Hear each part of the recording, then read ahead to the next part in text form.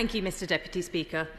I am proud to be responding to this debate on behalf of Labour today. Despite what they may say on the opposite benches, this is an important debate. Why?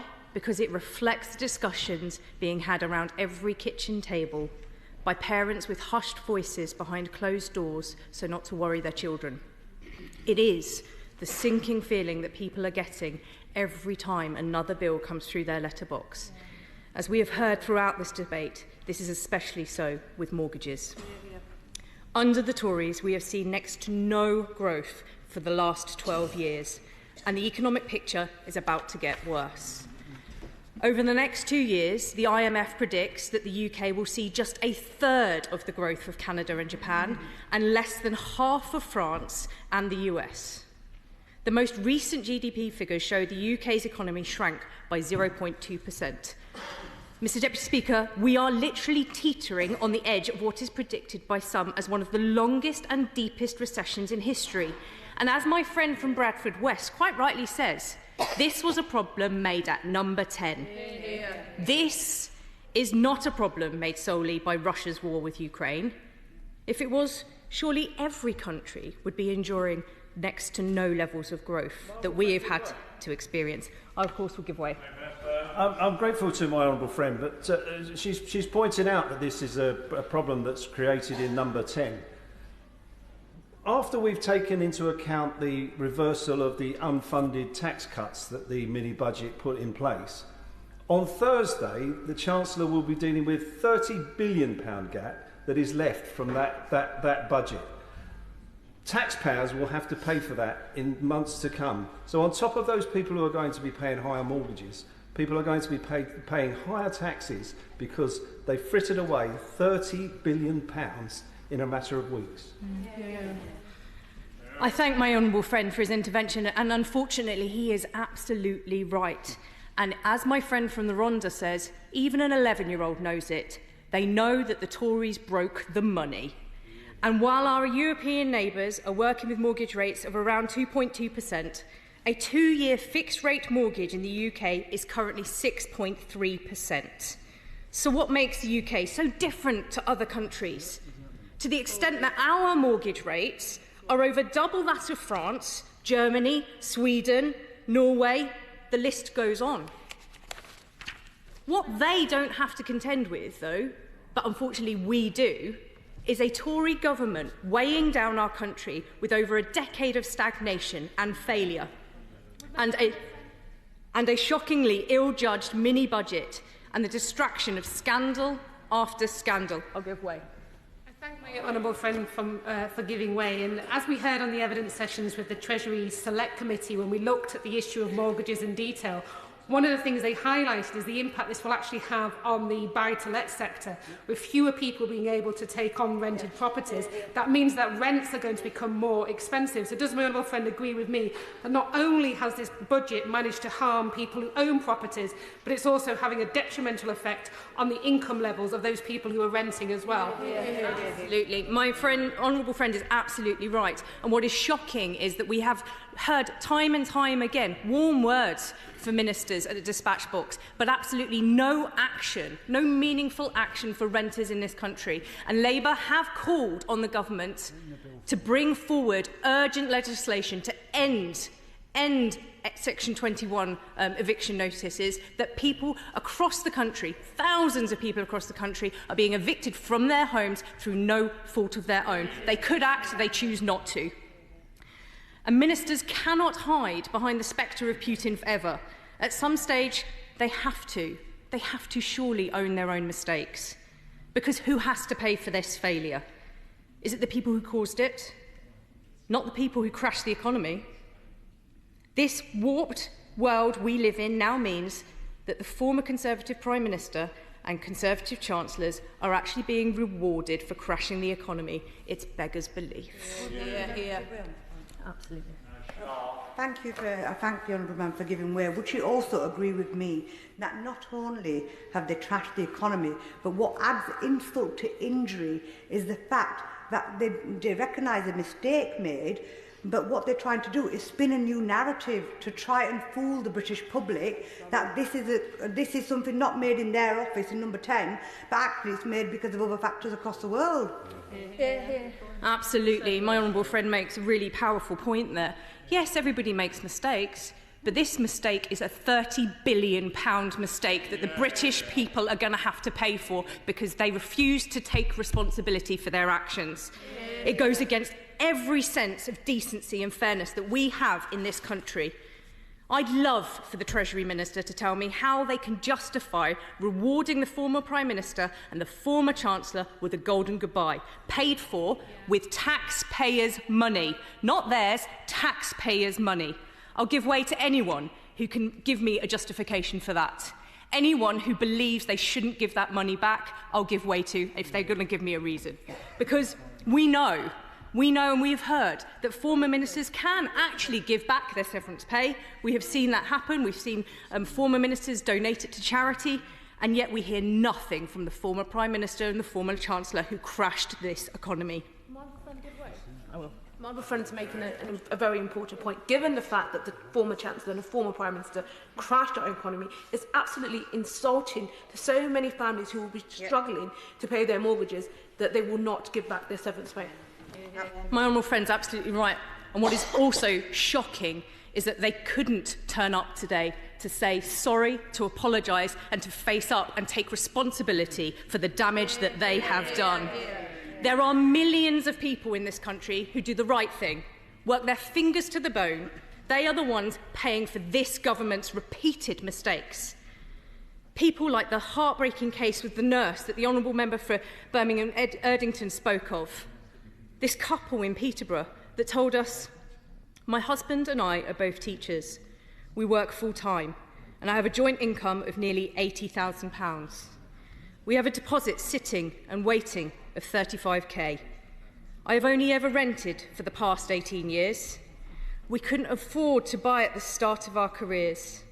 We were recently told we'd be snapped up as first-time buyers, but then the crash came. We can't keep adding to our savings, costs are going up, and some banks now want a 40% deposit." Or people like John. John works full-time, and his wife is a small business owner. They and their 2 children living in London now face a 60% increase in mortgage payments. 60%. That's an extra £600 a month. It will be people like Bernadette in Hastings who is paying the price for this Tory failure. Her fixed-term mortgage comes to an end in December, and the earliest she can negotiate is this month. She is incredibly worried about what costs will be. She's a hard-working mum and a CWU member who works 2 jobs, one as a postwoman and one as a small business owner, which she works around her school children. And as the Tory member for Sedgefield, as for him, when he tells us to shut up, no. When people in this country are suffering, when people in this country cannot afford their bills, and when people in this country cannot get onto the housing ladder, no, I will never shut up, because they crash the economy, and we will always and proudly be on the side of ordinary working people. And perhaps maybe he should go away and learn some manners. I thank my honourable friend for giving way again. And on the session with the Treasury Select Committee, Charles Rowe, the Director of Mortgages of UK Finance, said that when the Prime Minister was then Chancellor, he agreed to get rid of the zero earnings rule for the mortgage interest rate relief system. He signed this off. Does my honourable friend agree with me that the Chancellor, the now Prime Minister, should follow through on that promise so that people who can't afford their mortgages are able to get the support that they need, that they were promised months ago by this government? And I think that that perfectly highlights the problem here. We may have had a change at the top, but we have not had a change of the people making the decisions. And ultimately, there was a problem before the mini-budget. As we have heard quite rightly from across the House, people were struggling to get on the housing ladder, and it is continuing. So we need to hold the Prime Minister to account for what he promised when he was Chancellor, but we also need to hold him to account for the inaction that he's taken since. And in Scotland, Citizens Advice report a 25% increase in views of the webpage What to Do If You Can't Pay Your Mortgage. And as my friend from Merthyr Tydfil said, it's not just customers, but also lenders that cannot have the certainty or confidence within this government to make life better.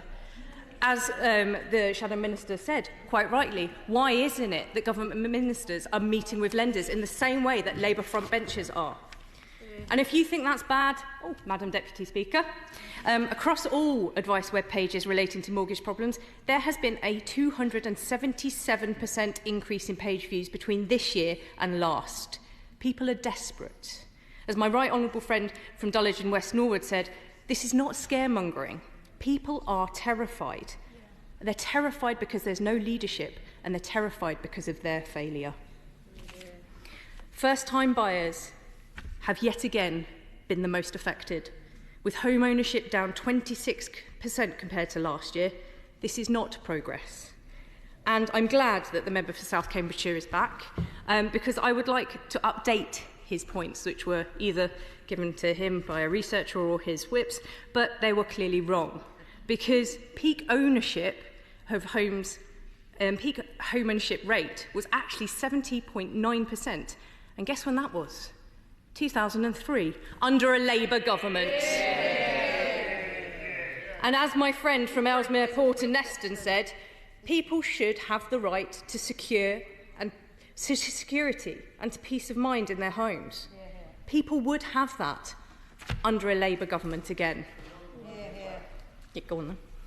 Just to clarify on the data, and I'll provide it all to you afterwards, that actually, as I said, home ownership rates went up throughout actually most of the 20th century. They reached a peak, you're right, under the last Labour government, and they started falling down under the last Labour government, and they're now going up again. We can argue statistics all you like, but I think that when it comes to home ownership, people know what is happening to them right now and the reality that faces them outside of this chamber. And on average, under a Labour government, home ownership was 5.5% higher than it is currently now. And we did all of that. What's bringing your homes up? I'll give way. Grateful to the Honourable Lady for giving way. Madam Speaker, she makes the point about home ownership under the Labour Party. Would she accept that home ownership indeed was high? In fact, as high in 2008 when we had the global financial crash caused by mortgage people not able to make their payments, and that was sadly on the watch of the last Labour government, allowing schemes to take place that enabled bankers to obviously crash our global economy. It's good to hear that the member is so concerned about people who crash the economy. I wonder whether he thinks his constituents would actually accept that the people that crashed the economy just a couple of months ago should be taking a severance in a golden handshake and taxpayers' money. I won't give way because that's a conversation and not an intervention. But now, what's happening now? I want to bring it back to what is in the motion, because what is happening now is that the dream of home ownership for too many people is now a never-ending nightmare of moving goalposts, with Tory ministers reaching Jordan Pickford levels of blocking people from reaching their goals. Madam Deputy Speaker, it should never have been this way. The former Prime Minister should never have been coronated without an election, and the latest one shouldn't have been either. The Conservatives should never have gambled other people's homes, livelihoods and savings on their catastrophic economic strategy. And the ministers responsible for crashing the economy should never be rewarded for their failure. And the good people of this country can never afford a Conservative government again. The damage has been done. We need a change of government for good.